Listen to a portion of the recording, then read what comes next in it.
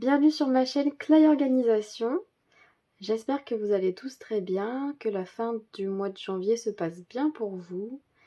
On se retrouve aujourd'hui dans une nouvelle vidéo pour vous faire la présentation de mon budget du mois de février. Pour moi, le mois de février va commencer à partir du 5, c'est la date à laquelle je reçois ma paye. Donc je prévois un petit peu à l'avance mon budget et voilà. Donc il est bouclé, vu qu'il est fait, je me suis dit que j'allais vous le présenter maintenant. Donc sans plus attendre, allons-y. Alors, je vais voir si je zoome un petit peu. Ok. Donc j'ai caché un peu la page d'avant parce que ça concerne le mois en cours et non on va aller sur le mois qui arrive. Donc, j'ai déjà pré-rempli avec les items différents de mon budget. Oups. Donc on va commencer par le salaire. Donc si vous ne le savez pas encore, ce mois-ci j'ai augmenté mon contrat d'heures et j'espérais avec cela augmenter mon salaire et avoir au moins 1500 €. Il y a eu un petit souci depuis le mois de septembre où on m'a fait monter un échelon, mais c'est un bug informatique. Normalement j'aurais pas dû passer un échelon supérieur, donc j'ai eu un trop perçu. Donc là, on va quand même prévoir un salaire à 1500 € et on verra la régulation que j'aurai à faire. Hop là. Peut-être parce que je mets 1500 mais je pense toucher plus normalement. Vu que là, il y a la régulation du trop perçu, on va dire 1500. Donc ensuite, pour mes frais fixes. Donc pour le loyer, ça n'a pas bougé. Ma part de loyer... Pour ceux qui ne le savent pas, je vis en colocation avec ma sœur et tous les frais qui concernent l'appartement, nous les divisons par deux. Donc ma part de loyer, elle est de 350 €. EDF et Engie, 70 €. L'assurance habitation, 8 €. Et Internet, 11,50 €. Et tout ça... c'est ma sœur, enfin les prélèvements se font sur le compte de ma sœur. Alors il faut que je lui fasse un virement de 439,50 €. Pour ce qui est du reste de mes frais fixes, j'ai une voiture et donc l'assurance de ma voiture est de 60 € par mois. Après j'ai une assurance vie qui est prélevée tous les mois à hauteur de 50 €. Mes abonnements, ça regroupe mon téléphone et Netflix. Là, on ne le voit pas apparaître comme ça, mais mon téléphone, ils ont augmenté de 1 € mon abonnement, soi-disant à cause de l'inflation. Bon, d'accord. Donc, 30 € pour les deux. En fait, comme je prévoyais large, ça rentre quand même dans les 30 €.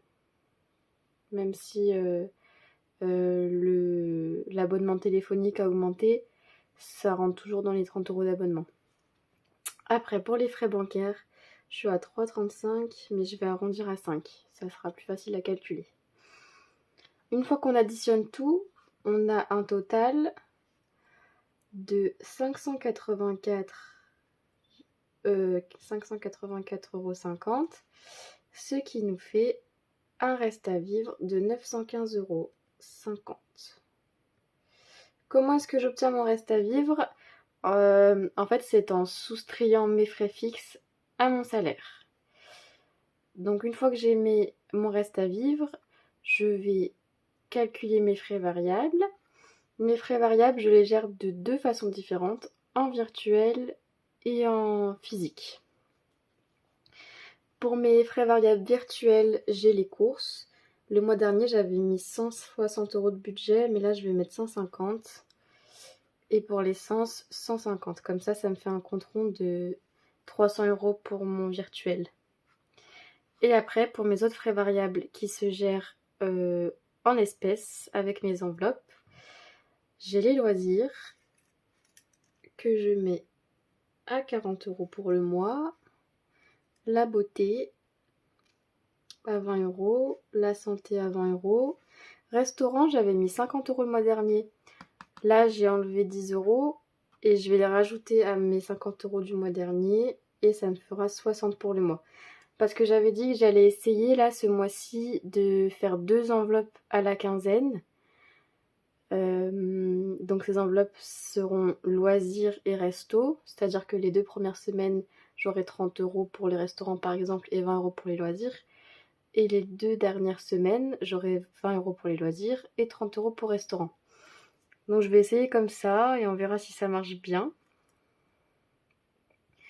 Sachant que toutes les autres enveloppes sont au mois. Pour la beauté, c'est 20 € pour le mois. Pour la santé, c'est 20 € pour le mois. Et pour les divers, c'est 20 €. Donc ce qui me fait un total pour mes frais variables de 460 €. Et ensuite, il va me rester, pour économiser, j'avais calculé 455, 50. C'est pareil, le calcul que j'ai fait pour obtenir ce résultat, j'ai soustrait les 460 € de frais variables à mon reste à vivre. Ce qui fait qu'il me reste bien 455,50 € de réservé pour économiser.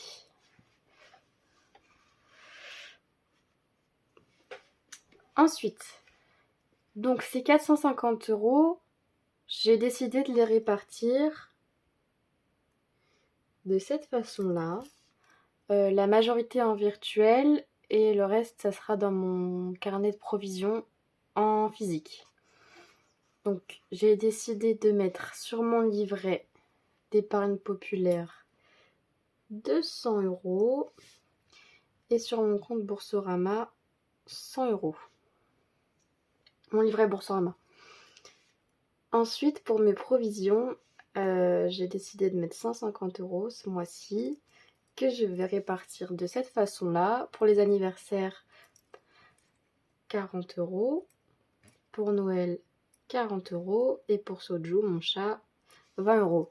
Ces trois-là, j'y coupe pas tous les mois, je mets le même montant parce que je sais que c'est ce dont j'ai besoin exactement pour pouvoir m'en sortir sur l'année. Et ensuite, le reste, donc avec les 50 € qui me restent, j'ai décidé de mettre 20 € dans imprévu, 20 € pour la voiture et 10 € pour les prélèvements automatiques.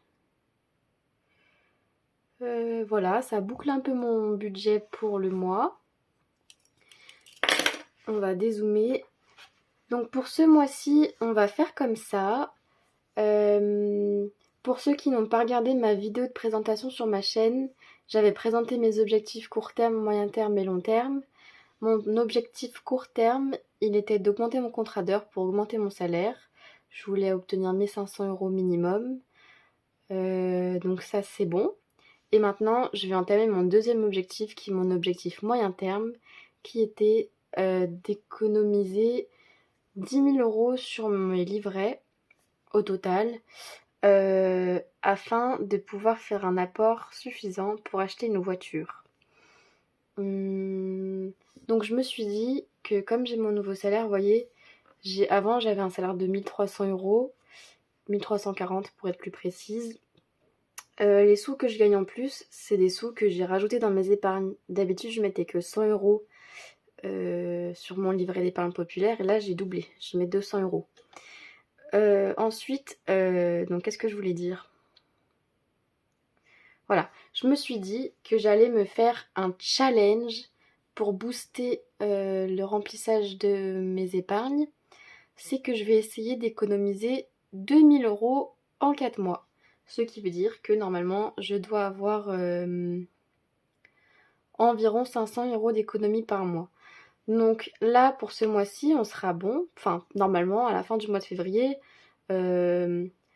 j'aurai économisé 450 €. Et si j'arrive à gagner un peu sur mon variable, je peux atteindre les 500 €. Ouais, voilà, je pense que c'est clair pour vous. Donc pour la prochaine vidéo, je prévois de faire mon bilan du mois de janvier. Et donc dans cette vidéo-là, vous verrez que combien j'ai réussi à économiser pour janvier. parce que je compterai janvier dans mes 4 mois à 500 € d'économie pour avoir les 2000 € au final. Voilà, on va essayer de faire comme ça. Souhaitez-moi bonne chance si vous voulez. Merci beaucoup d'avoir regardé ma vidéo. Si vous avez des questions, n'hésitez pas à les poser en commentaire. Voilà. N'hésitez pas non plus à vous abonner si vous voulez suivre la suite de mon parcours et voir si j'arrive à atteindre mon objectif de moyen terme. Et sur ce, je vous souhaite une bonne fin de journée ou une bonne fin de soirée. À la prochaine. Bisous!